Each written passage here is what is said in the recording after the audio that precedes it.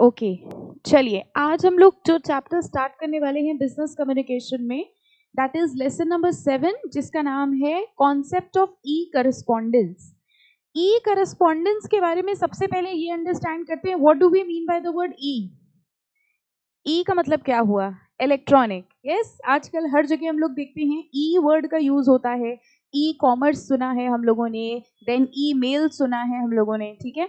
E word stands for electronic. और जब हम बात करते हैं करस्पॉन्डेंस की, what do we mean by correspondence? Correspondence का मतलब क्या हुआ? जब दो लोग आपस में आइडियाज शेयर करते हैं, बात करते हैं, डिस्कस करते हैं, इसको हम लोग क्या कहते हैं? करस्पॉन्डेंस। तो अगर हम इन दोनों वर्ड्स को मिला देते हैं, जरा चैप्टर का नाम ध्यान से देखो, ई करस्पॉन्डेंस। ई करस्पॉन्डेंस मतलब हमारे और आपके बीच में कम्युनिकेशन हो रहा है, बातें हो रही हैं, आइडियाज एक्सचेंज हो रहे हैं, किस फॉर्मेट में? इलेक्ट्रॉनिक फॉर्मेट में। ओके, तो क्या आप बता सकते हो इलेक्ट्रॉनिकली हमारे बीच में बातें कैसे हो सकती हैं?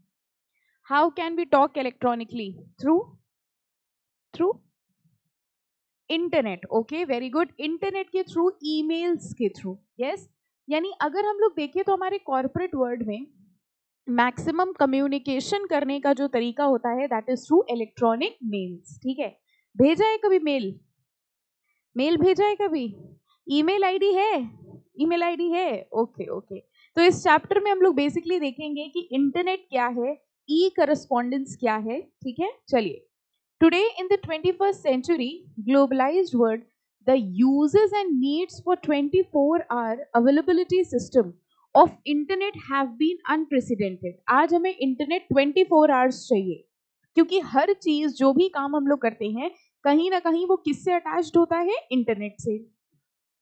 Professionals, non-professional, expert students, we are all running increasingly to the internet in our daily lives. Whether we want to find educational opening abroad, do banking operations online, find research material, send corporate email, internet is a place where we go most often. तो आज के time पे हमें कुछ भी करना है, हमें बैंक से कोई ट्रांजैक्शन करना है, हमें शॉपिंग करनी है, हमें किसी एजुकेशनल इंस्टीट्यूशन का फॉर्म भरना है, सब का सब करने के लिए हमको क्या चाहिए होता है? Internet. From the trivial to the highly complex, we look for answers to most of our questions in the vast ocean of knowledge called World Wide Web, WWW। सुना है ये क्या होता है? जो भी आपकी वेबसाइट्स होती हैं वो इसी नाम से स्टार्ट होती हैं, WWW। वेब का मतलब क्या होता है?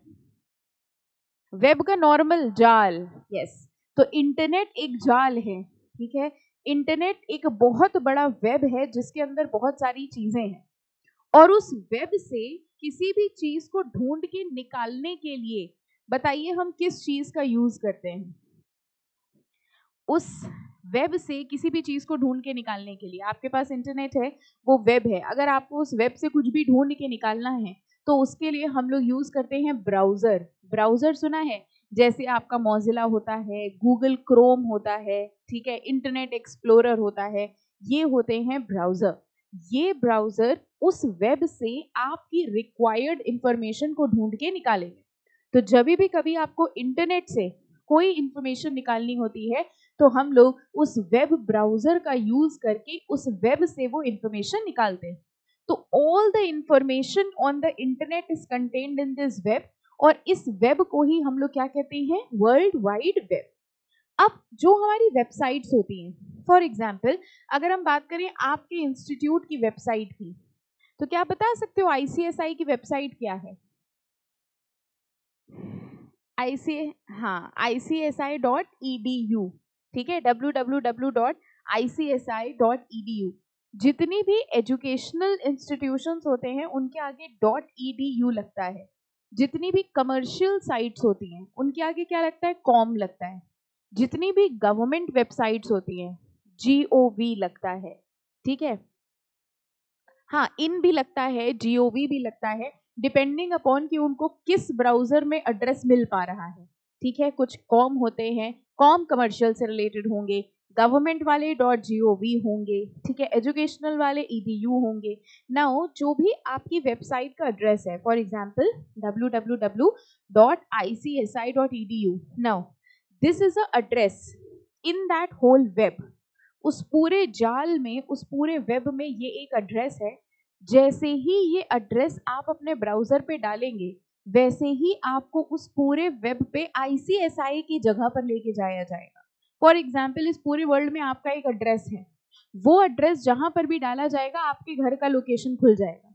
सिमिलरली जो एड्रेस है www.icsi.edu, जैसे ही आप इंटरनेट पे ये एड्रेस डालोगे, वैसे ही आपके सामने कौन सा पेज खुलाएगा? ICSI का। ओके, तो we talk about world wide web is a web, और ये जितनी भी वेबसाइट्स होती हैं ये एड्रेस होता है कि उस वेब में हमारी इंफॉर्मेशन कहाँ मिलेगी। हमारी इंफॉर्मेशन जहां मिलेगी वो होगा उसका वेबसाइट एड्रेस। ओके, इसीलिए सारी वेबसाइट्स www से स्टार्ट होते हैं। Now the world wide web is a system of interlinked hypertext document accessed via the internet. With a web browser, one can view the web pages. कह रहे browser के through हम लोग web pages देख सकते हैं, इमेजेस होती हैं, वीडियोस होते हैं, and other multimedia, and navigate among them via hyper links. जैसे एक पेज से हम लोग दूसरे पेज पे जाते हैं। हाइपर लिंक का मतलब समझे क्या हुआ? जैसे क्या होता है, कई बार आप देखिए, आपने इंटरनेट पे कोई चीज देखी, ठीक है, जब आप उस पर क्लिक करते हो तो वो और खुल जाता है, फर्दर खुल जाता है। या कई बार आप देखिए, आपने कोई डॉक्यूमेंट देखा, वो अंडरलाइंड होता है, ठीक है, जब आप उस पर क्लिक करते हो तो वो फर्दर कहीं और खुल जाता है, ठीक है। या अगर आपने विकीपीडिया पे कोई वर्ड सर्च करा हो या गूगल पे कोई वर्ड सर्च करा हो, तो जब उसका डिस्क्रिप्शन आता है तो कुछ कुछ वर्ड्स होते हैं वो हाईलाइटेड होते हैं, अंडरलाइंड होते हैं। जब आप उस वर्ड पे क्लिक करते हो तो फर्दर उसका डिस्क्रिप्शन खुल जाता है। यानी जब हम एक पेज से दूसरे पेज पे लिंक के थ्रू पहुंचते हैं, इसको कहा जाता है हाइपर लिंक। ओके, तो हम एक पेज पे हैं, इस पेज से हम किसी दूसरे पेज पे पहुंचना चाहते हैं। फॉर एग्जाम्पल, आपने ICSI का पेज खोला, ICSI के अंदर आपको CSEET का ब्लॉग दिखा, आपने उसको क्लिक किया। जैसे ही आपने CSEET को क्लिक किया, अब CSEET का पेज खुल गया। ये जो इंटरलिंकिंग है, इसको क्या कहा जाता है? Hyper link. Okay, now many people use the term internet and world wide web interchangeably, but in fact these two terms are not synonymous. important mark कर लो, कह रहे हैं भाई इंटरनेट अलग चीज है, वर्ल्ड वाइड वेब अलग चीज है। इंटरनेट पे वर्ल्ड वाइड वेब है, हम लोग ये कह सकते हैं। कह रहे इंटरनेट तो भाई नेटवर्क है, कनेक्शन है, और उसके अंदर जितनी भी इंफॉर्मेशन है वो इंफॉर्मेशन कंटेन्ड है कहां पर? www. So internet and world wide web are two different things, but in fact these two terms are not synonymous. Internet and web are two separate but related things. अब हम लोग सबसे पहले देखेंगे कि वेब क्या है। The World Wide Web, or simply the web, is a way of accessing information over the medium of internet. यानी इंटरनेट में जितनी भी इंफॉर्मेशन है वो सारी इंफॉर्मेशन कहाँ कंटेंट होती है? वेब में। ओके, तो हम लोग ये कह सकते हैं इंटरनेट एक वाइडर कैटेगरी है। उस इंटरनेट के अंदर जो भी इंफॉर्मेशन हमको चाहिए वो इंफॉर्मेशन हमें कहाँ मिल जाएगी? वेब में। ओके, इंटरनेट के थ्रू हम मेल्स भी भेज सकते हैं, इंटरनेट के थ्रू हम बहुत सारा काम कर सकते हैं, और इंटरनेट के थ्रू हम इंफॉर्मेशन भी ढूंढ सकते हैं। इंटरनेट के थ्रू अगर हम इंफॉर्मेशन ढूंढ रहे हैं तो वो इंफॉर्मेशन हमें ईमेल्स पे नहीं मिलेगी, वो इंफॉर्मेशन हमें कहाँ मिलेगी? वेब में। तो इंटरनेट का ही एक पार्ट है www, that is world wide web. Okay, fine, it is an information sharing model. देखिए किसके लिए वर्ड यूज किया गया है? इंफॉर्मेशन शेयरिंग मॉडल, वेब के लिए। कह रहे इससे इंफॉर्मेशन शेयर होती है, that is built on the top of internet. The web uses, very important mark करो, ये जो वेब है ये एक प्रोटोकॉल यूज करता है, HTTP, hyper text transfer protocol. Okay, लिख लो इसका full form, hyper text transfer protocol. Protocol is basically a set of rules and regulation. कह रहे हैं इंटरनेट के अंदर इंफॉर्मेशन कैसे स्टोर्ड है, वर्ल्ड वाइड वेब के अंदर इंफॉर्मेशन कैसे स्टोर्ड है, इंफॉर्मेशन कैसे ट्रांसमिट होगी, इसके set of rules and regulations होते हैं, और इन रूल्स एंड रेगुलेशन को कहा जाता है प्रोटोकॉल। वर्ल्ड वाइड वेब के अंदर की इंफॉर्मेशन के लिए जो प्रोटोकॉल यूज होता है वो कौन सा होता है? HTTP। ठीक है, इंपॉर्टेंट मार्क कर लो, ये भी MCQ में पूछ सकते हैं। HTTP is the protocol which is used in www and It is also one of the languages spoken over the internet. इस नाम से भी आ सकता है कि इंटरनेट की लैंग्वेज कौन सी होगी, HTTP. To transmit data, web services which use HTTP to allow applications to communicate in order to exchange business logic use the web to share information. इसके अलावा वेब यूटिलाइज करता है ब्राउजर. अब उस पूरे वेब से अगर हमें इंफॉर्मेशन ढूंढ के लेके आनी है तो उसके लिए कौन हेल्प करेगा, ब्राउजर. कौन कौन से ब्राउजर होते हैं, इंपॉर्टेंट मार्क कर लो. ये सब एग्जांपल्स किसके हैं, ब्राउजर के. Google Chrome, Internet Explorer, Firefox. To access web document called web pages that are linked to one another via hyperlink. ठीक है, तो ये सारे एमसीक्यू के लिए क्वेश्चन बन सकते हैं. ब्राउजर कौन कौन से होते हैं, ठीक है. कौन सी लैंग्वेज है जो इंटरनेट के ऊपर यूज की जाती है, कौन सी लैंग्वेज है, HTTP. कौन सा प्रोटोकॉल है जो वर्ल्ड वाइड वेब यूज करता है, HTTP. HTTP का फुल फॉर्म, ठीक है, क्या होता है, हाइपर टेक्स्ट ट्रांसफर प्रोटोकॉल. ठीक है. What are the web browser, then these are Google Chrome, Firefox. ठीक है. And what is the thing which is use to link the web pages. अगर हम एक वेब पेज से दूसरे वेब पेज में जाना चाहते हैं तो किसके थ्रू लिंक किया जाता है, हाइपरलिंक. ठीक है, तो ये सारे शॉर्ट के हैं, वेरी इंपॉर्टेंट फॉर एग्जाम. चलो आगे देखते हैं browser. Now a web browser is a software application, यानी जब हम उस वेब से कोई इंफॉर्मेशन निकालना चाहते हैं, कह रहे हैं it enables us to find, retrieve, display information available on the world wide web. तो उस वेब से इंफॉर्मेशन को ढूंढ के निकालने का काम कौन करता है, browser. Browser also allows you to traverse information resources on www. The information on the web is organized and formatted using tags of markup language called hypertext markup language और HTML. ये भी इंपॉर्टेंट मार्क कर लीजिए. Web browser के लिए हम लोग जो लैंग्वेज यूज करते हैं वो कौन सी होती है, HTML. तो www में जो हमारी लैंग्वेज और प्रोटोकॉल यूज होता है वो कौन सा होता है, HTTP. और वेब ब्राउजर के लिए हम लोग जो प्रोटोकॉल यूज करते हैं वो कौन सा होता है, HTML. Rather it is a language, okay, hypertext markup language. Web browser converts the HTML tag and their content into formatted display of information. फिर से देखो कुछ एग्जाम्पल्स लिखे हैं. पॉपुलर वेब ब्राउजर कौन कौन से होते हैं, Google Chrome, Internet explorer, Mozilla, Firefox, safari and opera. ये कुछ एग्जाम्पल्स हैं ब्राउजर के. ठीक है, याद रहेगा. अगर ये चार ऑप्शन आ जाते हैं, सफारी, ओपेरा भी ध्यान रखना, ओके, तो ये भी क्या माने जाते हैं, ब्राउजर. तो अभी तक दो चीजें हम लोगों ने पढ़ी. एक हम लोगों ने क्या पढ़ा, www that is the world wide web. World wide web कौन सा प्रोटोकॉल यूज करता है, HTTP. ठीक है. वेब ब्राउजर कौन सा प्रोटोकॉल यूज करता है, ये कौन सी लैंग्वेज यूज करता है, HTML. HTML stands for hypertext markup language. ठीक है. ब्राउजर कौन कौन से होते हैं, Google Chrome, Firefox, Internet Explorer, Safari, Opera. ठीक है, these are all the browsers. Okay. अब कह रहे हैं a brief description about some of these interactions are as follows.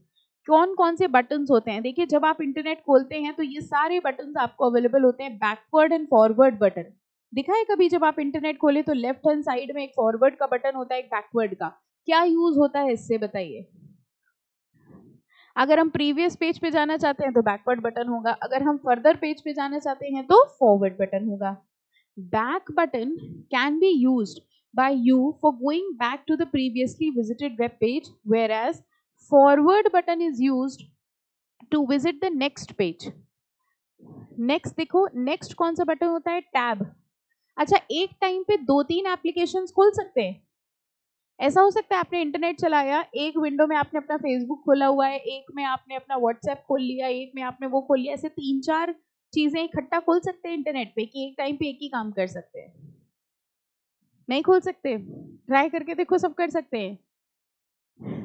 Minimise भी कर सकते हो. और टैब्स होते हैं, जैसे आपने फेसबुक, हाँ, जहां पर आपका लिखा होता है जैसे फेसबुक, ठीक है, उसके आगे एक प्लस का भी साइन होता है. जब आप उसको करोगे तो एक नया टैब खुल जाएगा. उस नए टैब पे आप एक नई वेबसाइट खोल सकते हो. दिस इज डन ताकि आप पैरेलली एक टाइम पे कई सारे काम कर सकें. Okay, it allows you to view multiple web pages in the same browser without opening a new browser session.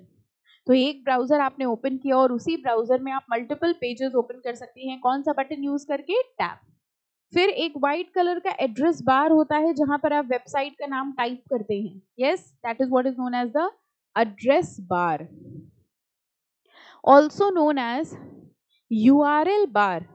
Is a place where you can type the web page address that you want to retrieve from the web address. तो कह रहे हैं वो place, वो position जहां पर हम लोग वेबसाइट का नाम टाइप करते हैं, that is what is known as the address bar. Recent history. Recent history में क्या होता है?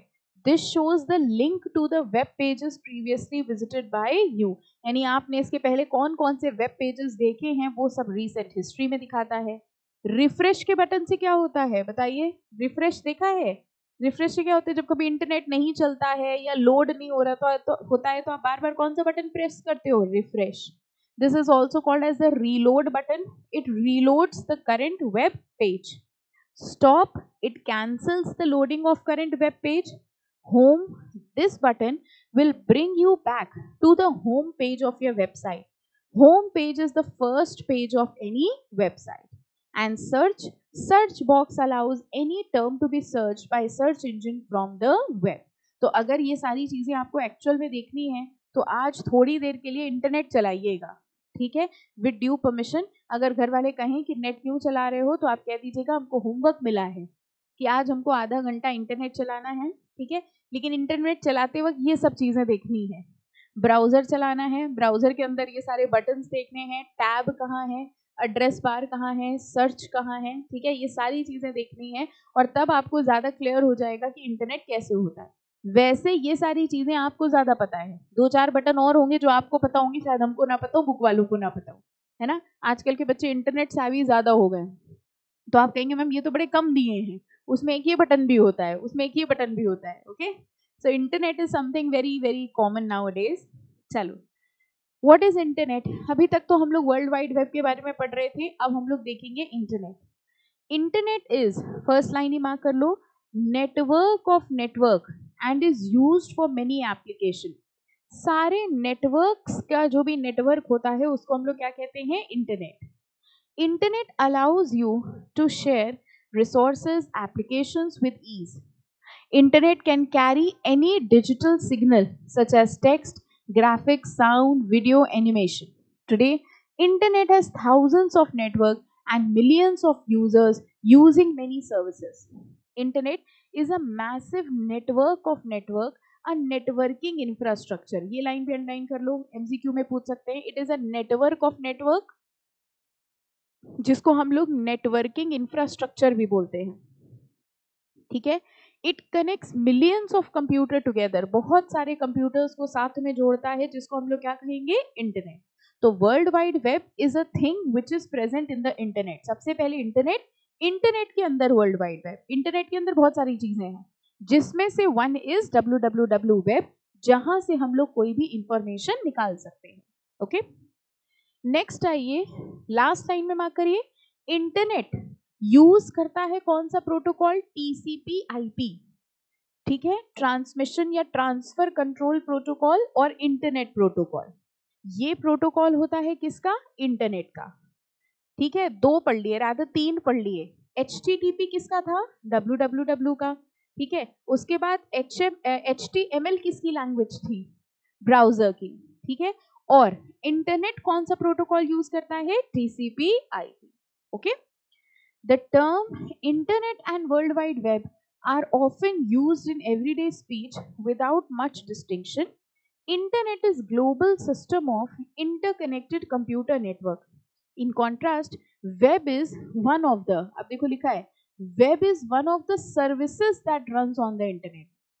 यानी कि इंटरनेट में सिर्फ वेब नहीं चलता, इंटरनेट में बहुत सारी चीजें चलती हैं. इंटरनेट में ईमेल भी चलता है, इंटरनेट में बहुत सारी चीजें चलती हैं, जिसमें से वन इज वेब. ओके, तो इंटरनेट एक ब्रॉडर टर्म है और वर्ल्ड वाइड वेब एक नैरोअर टर्म है. ओके, दोनों सेम नहीं है, दोनों अलग हैं. चलो नेक्स्ट आते हैं अब हम लोग ई करस्पॉन्डेंस पे। इसके पहले हम लोगों ने दो चीज देख ली, इंटरनेट देख लिया, ठीक है, वेब देख लिया, ब्राउजर देख लिया, और अब हम लोग मेन आएंगे इस चैप्टर के नाम पे भी, जो कि क्या था, ई करस्पॉन्डेंस। हम लोगों को इंटरनेट की या www की क्यों जरूरत है? क्योंकि हमें करस्पॉन्डेंस करना है। हम लोग सब्जेक्ट भी कौन सा पढ़ रहे हैं? Business communication. जब हम लोग कम्युनिकेशन की बात करते हैं तो कम्युनिकेशन का ही दूसरा वर्ड आता है करस्पॉन्डेंस, ठीक है। अब हमें लोगों से बात करनी है, हमें लोगों से आइडियाज एक्सचेंज करने हैं। ये हम फिजिकली भी कर सकते हैं और इलेक्ट्रॉनिकली भी। इलेक्ट्रॉनिकली जब हम आइडियाज एक्सचेंज करते हैं, बातें करते हैं, तो उसी को ही क्या कहा जाता है? E correspondence. Okay, e correspondence is commonly known as email correspondence और इलेक्ट्रॉनिक करस्पॉन्डेंस। अगेन मार्क कर लो, ई करस्पॉन्डेंस को ईमेल करस्पॉन्डेंस भी कह सकते हैं, इलेक्ट्रॉनिक करस्पॉन्डेंस भी कह सकते हैं। It is an electronic method of providing you with important information on your email address. You must supply a valid email address in order to receive information via email. तो कह रहे हैं अगर आप चाहते हैं कि आपको मेल आए तो उसके लिए सबसे पहले आपका एक ईमेल आईडी होना चाहिए, ठीक है। जब आपका एक वैलिड ईमेल आईडी होगा then only you will be able to receive the mails. तो ईमेल आईडी है सबकी? अभी हम यही पूछ रहे थे, ईमेल आईडी है? खुद बनाई है कि बनवाई थी? खुद बनाई थी, पक्का? अच्छा, ईमेल आईडी का पासवर्ड याद है? ये देखो जरा, एक का याद है? कितनी ईमेल आईडी है? 3 है? अरे बाप रे, क्या होता है तीनों से?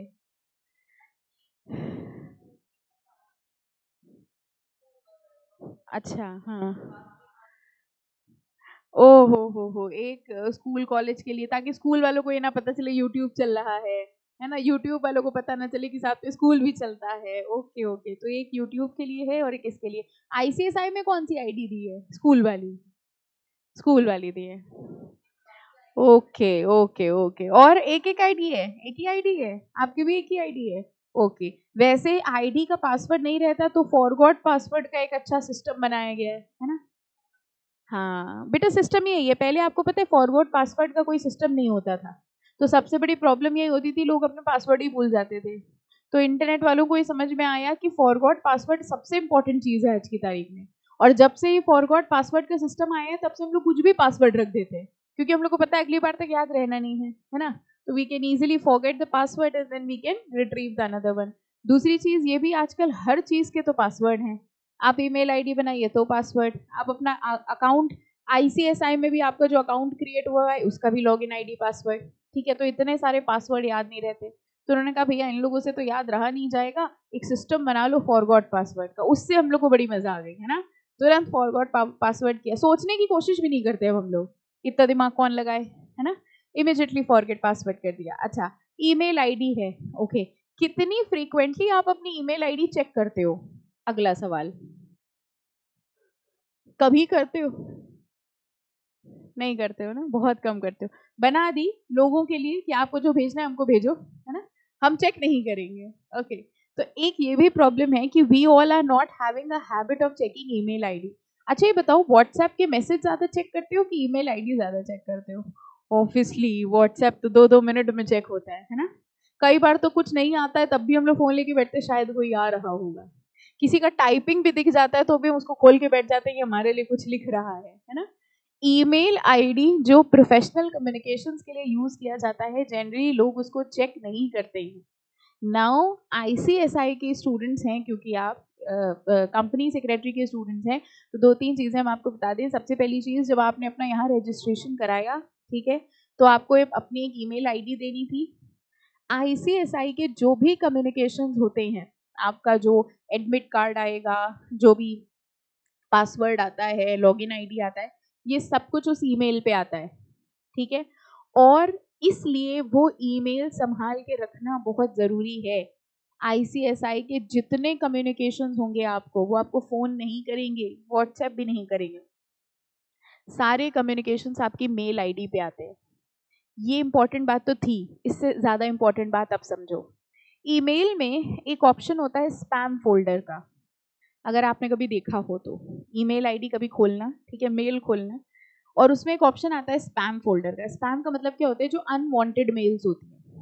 ज़्यादातर आपकी ईमेल आईडी में एडवर्टाइजमेंट की मेल्स आती होंगी, ठीक है, इसीलिए हम लोग का इंटरेस्ट लेवल कम हो जाता है ईमेल आईडी देखने का। ओके, सो ज़्यादातर एडवर्टाइजमेंट की मेल्स आती हैं। तो व्हाट हैपेंस इज, ईमेल का एक सिस्टम होता है कि जो भी ऐसी एडवर्टाइजमेंट की मेल्स आती हैं जो एक टाइम पे कई सारे लोगों को भेजी गई हैं, ठीक है, तो जो सॉफ्टवेयर है मेल का, वो अपने आप ही ये इमेजिन कर लेता है कि अगर ये मेल एक टाइम पे लेट से 10 लाख लोगों को भेजी गई है, तो अगर ये एक टाइम पे 10 लाख लोगों को भेजी गई है, so this can not be a personalised mail.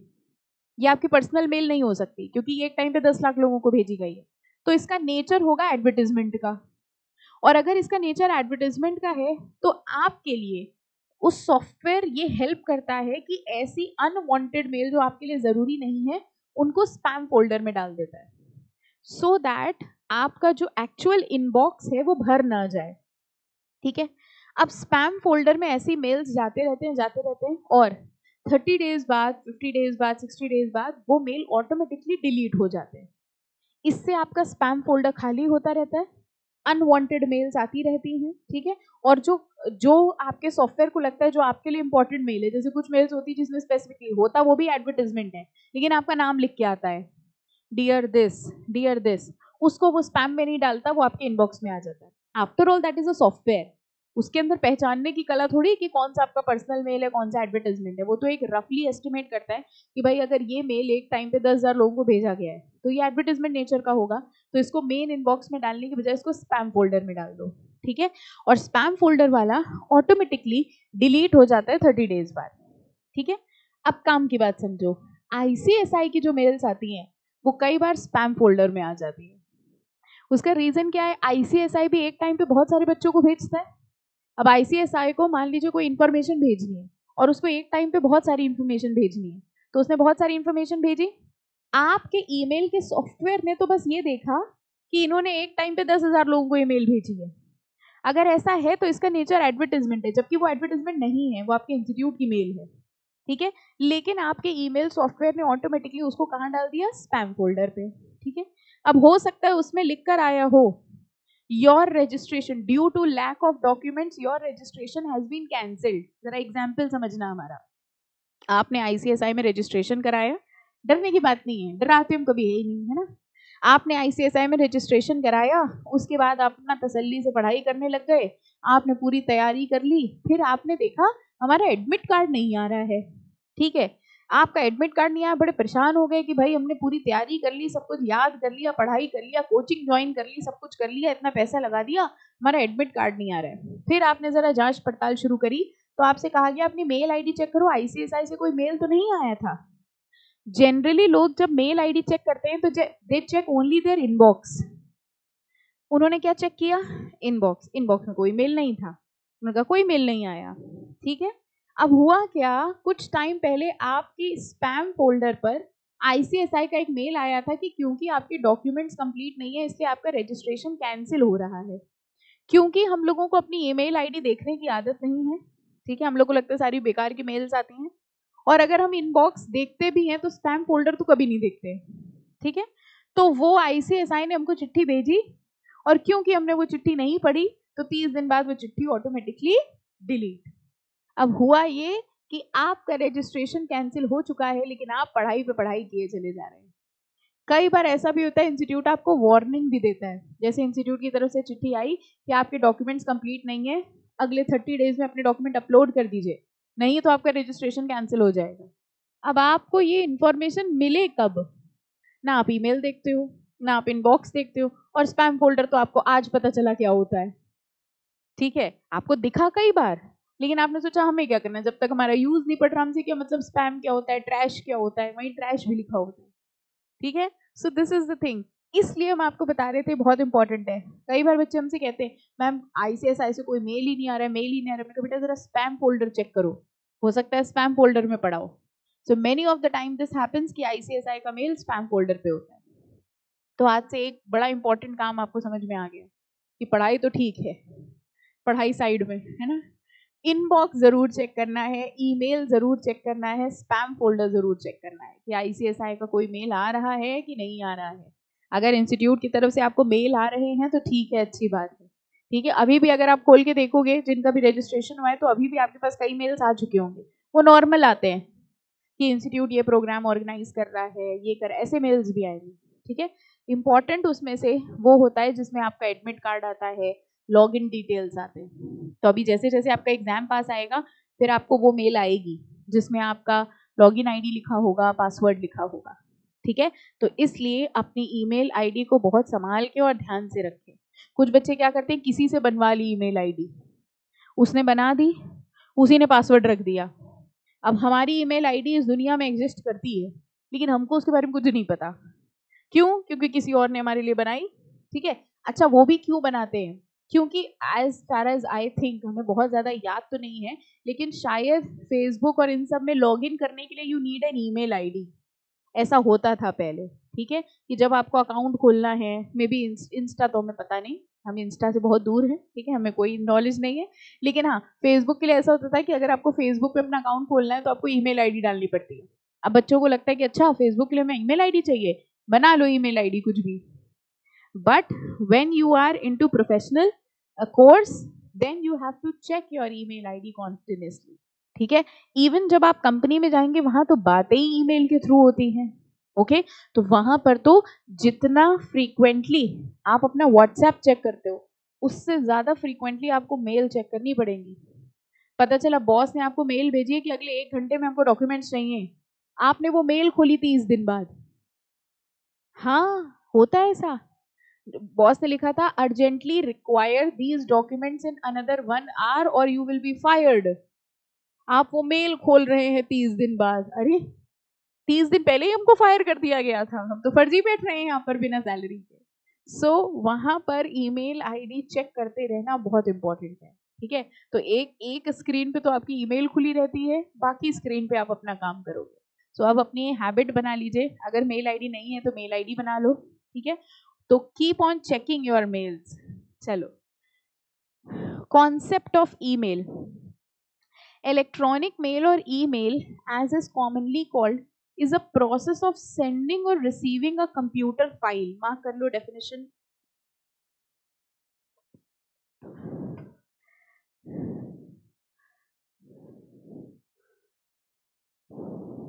It is called as the process of sending or receiving a computer file or message by computer modem over telephone wires. ये इंटरनेट ऑब्वियसली किसके थ्रू चलता है? Wires के थ्रू। Okay, to a preselected mailbox और address on another computer. Email can also be sent automatically to a large number of electronic addresses on another on mailing list through mail merge option. Important mark करो। कई बार एक ही समय पर हमें बहुत सारे लोगों को मेल भेजनी होती है। अच्छा, जैसे अभी हमने आपको बताया कि आईसीएसआई में मान लो 2 लाख बच्चे हैं। ठीक है, अब आईसीएसआई को एक टाइम पर 2 लाख बच्चों को मेल भेजना है, तो आपको क्या लगता है वहां पर कोई इंसान बैठ के 2 लाख बच्चों की ईमेल आईडी टाइप करके डाल रहा होगा? ऐसा वो करेगा तो 1 हफ्ता तो उसको मेल आईडी टाइप करने में लग जाएगा। इसका एक ऑप्शन होता है, मार्क कर लो, mail merge option. Mail merge option से एक ही टाइम पर हम कई सारे लोगों को इकट्ठा मेल भेज सकते हैं। तो अगर एक लेट से एक फाइल में सबकी मेल आईडी लिखी है, ठीक है, और हमें ईमेल भेजना है, तो जब हम मेल मर्ज ऑप्शन यूज करते हैं तो हम डायरेक्टली सेंड ऑप्शन करने के पहले उसको उस फाइल से अटैच कर देते हैं। तो उस फाइल में जितने भी ईमेल एड्रेसेस होते हैं ऑटोमेटिकली वो हमारी मेल के सेंड ऑप्शन में आ जाएंगे। सो मेल मर्ज एक ऑप्शन है। एमसीक्यू के लिए इंपॉर्टेंट मार्क कर लेना कि अगर हम एक ही टाइम पे कई सारे मेल्स भेजना चाहते हैं तो हम कौन सा ऑप्शन यूज करके भेज सकते हैं? Mail merge option. Okay, email messages can range from simplest correspondence to business presentation, engineering blueprint, book chapter, detailed contracts, etc. Graphic file, artwork, photography can be transmitted via this technology as well. Through text messages comprise the vast majority of email transmissions. अब ये इसका introduction है, इतना introduction आपको पढ़ने की requirement नहीं है, अगर आपको लगे तो आप एक बार सिर्फ रीड कर लेना।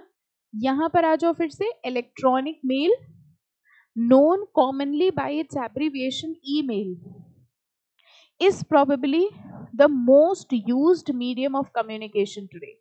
यानी आज की डेट पर सबसे ज्यादा यूज्ड कम्युनिकेशन मीडियम कौन सा है? ईमेल। ओके, फिर हिस्ट्री ऑफ ईमेल में पहली लाइन मार्क कर लो। In 1965, Massachusetts Institute of Technology was the first to demonstrate the use of first email system known as mailbox। Again important MCQ के लिए, first email system जो था उसका नाम क्या था? mailbox। ओके, ये सब क्वेश्चंस आपको मिल जाएंगे MCQ के अंदर। Okay, the history of email address can also be attributed to Tomlinson। He chose @ symbol to provide an addressing standard in the form of user@host। हम देखिए हमारी जितनी भी ईमेल आईडी होती है उसमें @ होता है, यानी आपकी ईमेल आईडी और वो कहाँ है, जीमेल पर है, याहू पे है, किस पे है, उस पे लोकेट करने के लिए हम कौन सा सिंबल यूज करते हैं? @ ठीक है। सो ये थे टॉमलिंसन जिन्होंने ये @ सिंबल को क्रिएट किया था। This is why, again very important mark करो, this is why Tomlinson is called father of email and is credited with this invention। ये भी MCQ में पूछ सकते हैं, फादर ऑफ ईमेल कौन हुए या @ सिंबल को किसने क्रिएट किया था? टॉमलिंसन। ठीक है, तो अगर आप नोट्स बनाते हो कि बुक वालों ने तो बना के दिए, हम क्या बनाए? नोट्स बनाई है, आपको हेल्प होगा। नोट्स का तरीका क्या करो, जैसे इसमें पैराग्राफ फॉर्म में लिखा है, आपको करना बस ये है कि जो भी आपने आज एक पेज पढ़ा, इस एक पेज में जो जो जैसे हमने मार्क कराई है इंपॉर्टेंट लाइन, उनको बस पॉइंट वाइज लिखना है। ठीक है, पॉइंट नंबर 1 ये, पॉइंट नंबर 2 ये, पॉइंट नंबर 3 ये। इससे होगा ये, जब आपको रिवाइज करना होगा तो आपको बार बार बुक देखने की जरूरत नहीं होगी, आप सिर्फ अपने नोट से रिवाइज कर सकते हो। और वैसे भी जब आप लिख लिख के याद करोगे तो आपको जल्दी याद होगा।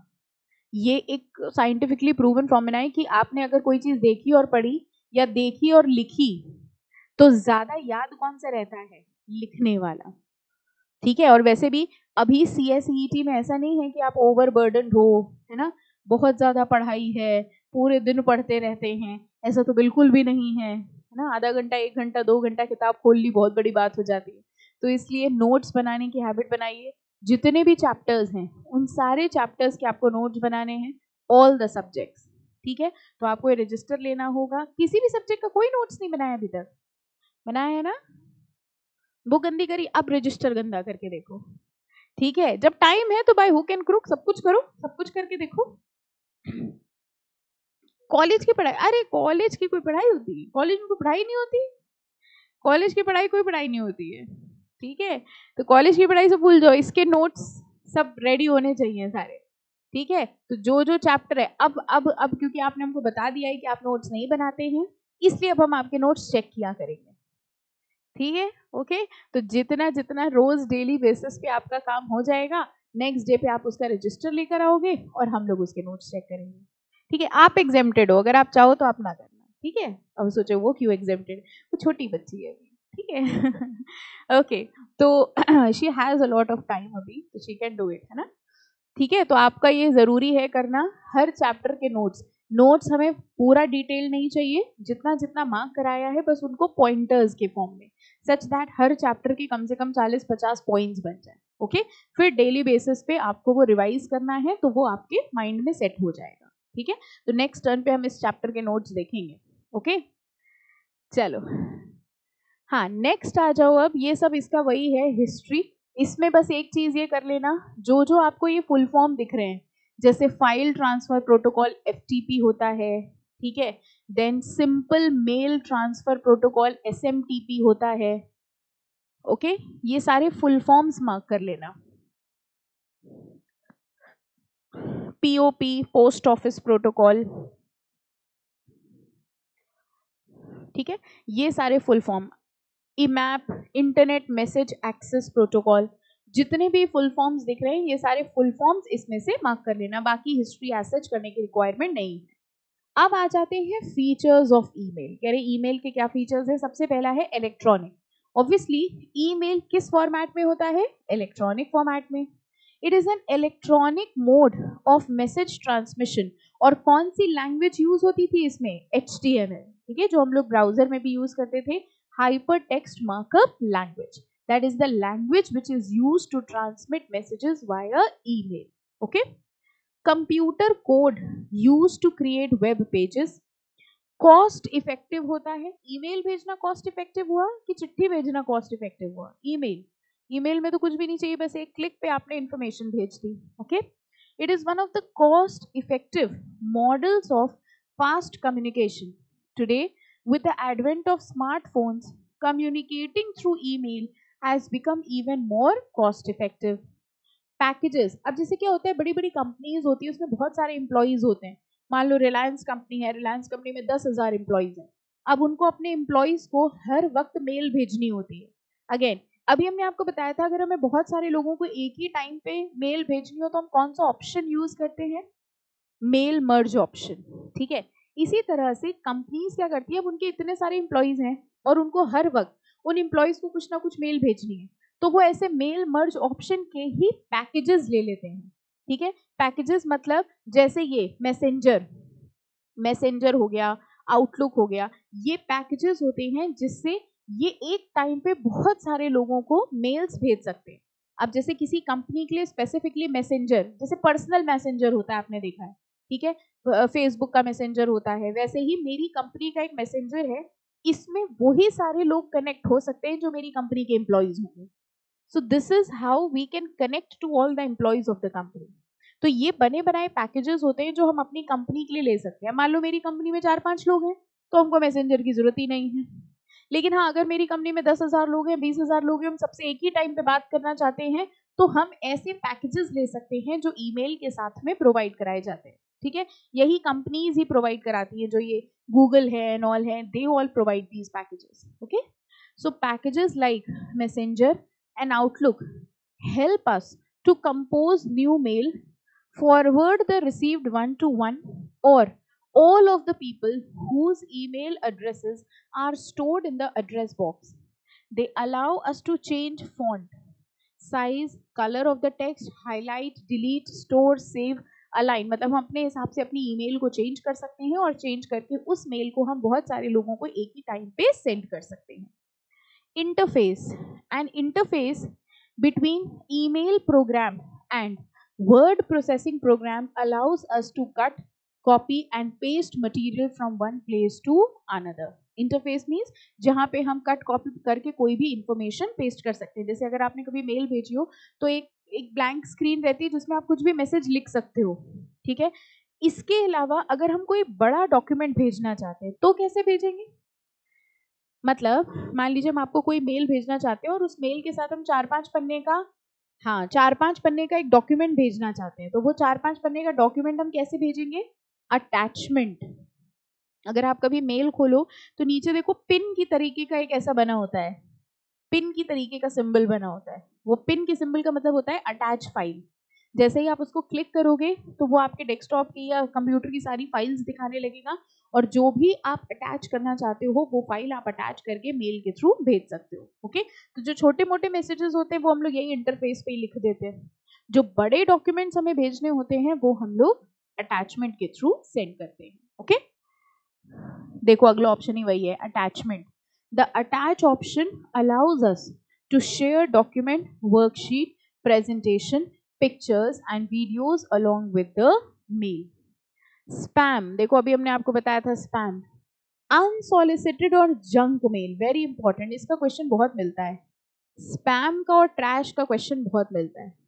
अनसॉलिसिटेड और जंक मेल. जंक मेल समझ गए? यूजलेस मेल्स, एडवर्टाइजमेंट मेल्स जो हमारे काम की नहीं है. Can be filtered by using the spam option which forbids unwanted mail to enter into your inbox. जो अनवांटेड मेल है वो आपके इनबॉक्स में एंटर नहीं कर पाएंगे, जिससे आपका इनबॉक्स खाली रहेगा और अनवांटेड मेल्स जो है वो ऑटोमेटिकली डिलीट हो जाएंगे स्पैम फोल्डर से. These unwanted mails may be advertisement, job offer, competition form, which one does not want to receive frequently. ठीक है. इसके बाद एक आता है सिग्नेचर। सिग्नेचर क्या होता है? जैसे कई बार क्या होता है, हम लोग मेल भेजते हैं, अब हर मेल के नीचे आपकी एक कंपनी है, उसकी जैसे आप जब कंपनी सेक्रेटरी बन जाओगे तो आप जिसको भी मेल भेजोगे उसके नीचे आप लिखोगे thanks and regard CS, your name, your address, your phone number. ठीक है, इतना आपको लिखना पड़ेगा, ये आपका एड्रेस है।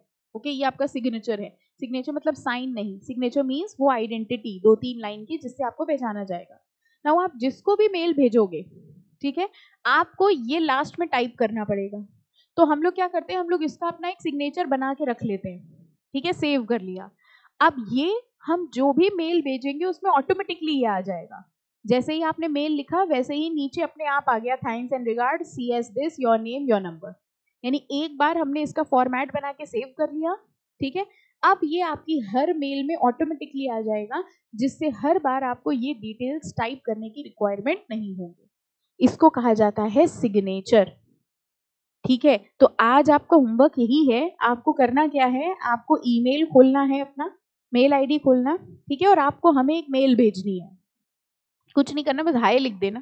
ठीक है, आपको हमें एक मेल भेजनी है और उसके सारे ऑप्शंस देखना। ठीक है, और आपके मेल में हमें जो इम्पोर्टेंट है वो ये सिग्नेचर चाहिए। मतलब आप जो हमें मेल भेजोगे उसमें आपका ये सिग्नेचर हमको ढूंढना, कहाँ से बनता है, कैसे बनता है, ये ऑप्शन चाहिए। थैंक्स एंड रिगार्ड, आपका नाम CS से होना चाहिए। ठीक है, CS this, your phone number, ये आपका सिग्नेचर क्रिएट हो गया। अटैच फाइल को ऑप्शन होना चाहिए, कुछ भी अटैच करके भेज देना, अपनी एक फोटो अटैच करके भेज देना। आई वॉन्ट कि आप मेल भेजना सीखें। ठीक है, फाइन। तो अपनी मेल आईडी, एकेडमी की मेल आईडी ले लेना, और एकेडमी की मेल आईडी में आपको मेल भेजनी है। हो जाएगा इतना? ठीक है, मेल कंपोज कर लेना। ओके, अंदर मैटर लिख देना, एक फाइल अटैच कर देना, सिग्नेचर बना देना। ठीक है, और हमको भेज देना। ठीक है, the purpose is simply that कि आपको मेल भेजना आए, क्योंकि आप जब कंपनी सेक्रेटरी बन जाएंगे तो आपको खुद सारी मेल भेजनी होंगी। ओके, मेल लिखना आना बहुत जरूरी है। सर्च का ऑप्शन, ऑब्वियसली अगर आप अपनी मेल में से कोई इंपॉर्टेंट मेल ढूंढना चाहते हैं तो आप सर्च ऑप्शन से ढूंढ सकते हो। The search option helps us to locate old email communications. Cloud storage, सारी चीजों को जब हम इंटरनेट पे स्टोर करते हैं उसको क्लाउड स्टोरेज कहा जाता है। एक चीज होती है आपने अपने कंप्यूटर पे सेव करके रख लिया, एक चीज होती है आपने अपनी वेबसाइट इंटरनेट पे सेव करके रख लिया। तो अगर आप सारी इंफॉर्मेशन को इंटरनेट पे सेव करते हो तो इंटरनेट को क्लाउड कहा जाता है, इसको कहा जाता है cloud storage. A more recent feature is cloud storage. जैसे आपने डेटा मान लीजिए अपनी फाइल्स में रखा, एक अलमारी में रखा, मान लीजिए वहां आग लग गई तो आपका डेटा डिस्ट्रॉय हो गया। ठीक है, अब आपने क्या किया, आपने कहा भाई डेटा को हम एक पेन ड्राइव में रख लेते हैं ताकि कुछ भी हो तो प्रॉब्लम ना हो, पेन ड्राइव खो गई, पेन ड्राइव करप्ट हो गई। तो आजकल डेटा को स्टोर करने का सबसे अच्छा तरीका होता है कि हम उसको इंटरनेट पे डाल दें। जैसे अगर आप अपने कोई चीज स्टोर करना चाहते हो, जैसे आपकी मार्कशीट्स हैं फॉर एग्जाम्पल, आपको लगता है कहीं खो ना जाए, कहीं मिसप्लेस ना हो जाए, तो आपने क्या किया, अपनी सारी मार्कशीट्स अपनी मेल पे डाल दी, ईमेल पे डाल दी। क्या किया आपने, उनको स्कैन करके आपने अपने आप को मेल कर लिया। ठीक है, अब कभी भी कहीं पे भी आपको अपनी मार्कशीट्स की जरूरत होगी, आप इंटरनेट के थ्रू ईमेल आईडी एक्सेस करके अपनी मार्कशीट डाउनलोड कर सकते हो। Same goes with your Aadhaar card. कई बार ऐसा होता है आपके पास आधार कार्ड है लेकिन कहाँ है, घर पे अलमारी में। ठीक है, और आपको आधार कार्ड की रिक्वायरमेंट है, so what is the thing is, आप अपने आधार कार्ड को स्कैन करके अपने ईमेल पे डाल लो।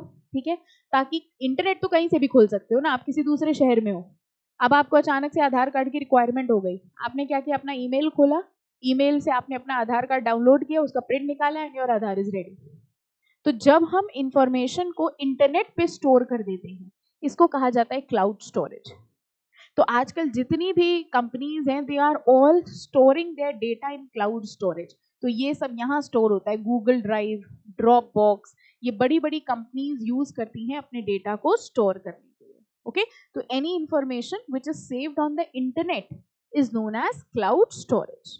ठीक है, and changes at the workplace, this trend of online work has brought about changes like virtual, ये तो पता ही आपको, वर्क फ्रॉम होम, ये तो एक बहुत सुना हुआ वर्ड है पिछले 2-3 साल में। कह रहे हैं कि इंटरनेट के थ्रू सबसे अच्छी चीज ये है, now the people can work from home. आजकल आप देखिए ज्यादातर लोग घर से ही काम कर रहे हैं, कैसे काम कर रहे हैं, थ्रू इंटरनेट, थ्रू ईमेल्स। तो अगर इंटरनेट ना होता, ईमेल ना होता तो ये वर्क फ्रॉम होम वाला सिस्टम पॉसिबल ना होता। ठीक है। So these are the features of email, ये आपको यहाँ तक रीड करना है, इसके नोट्स बनाने हैं। नेक्स्ट क्लास पे जब आप आएंगे तो आपके पहले नोट्स चेक होंगे, ठीक है। और एक होमवर्क और जो हमने आपको दिया है, आपको हमें मेल भेजनी है, ठीक है। ईमेल आईडी अगर आपके पास ना हो तो आप ले लेना, ठीक है, बट आपको मेल भेजनी है, आज भेज देना, कल भेज देना। I want to have a mail. हो जाएगा? अपने आप करोगे कि किसी कैफे चले जाओगे करवाने? अपने आप ट्राई करना, सीखना ही है, ठीक है। ज्यादा से ज्यादा गलत ही भेजोगे, ज्यादा से ज्यादा मेल नहीं आएगी, ठीक है। But the main thing is that you need to learn, okay. चलो इसको यही स्टॉप करेंगे, नेक्स्ट लेक्चर में इसके आगे कंटिन्यू करेंगे।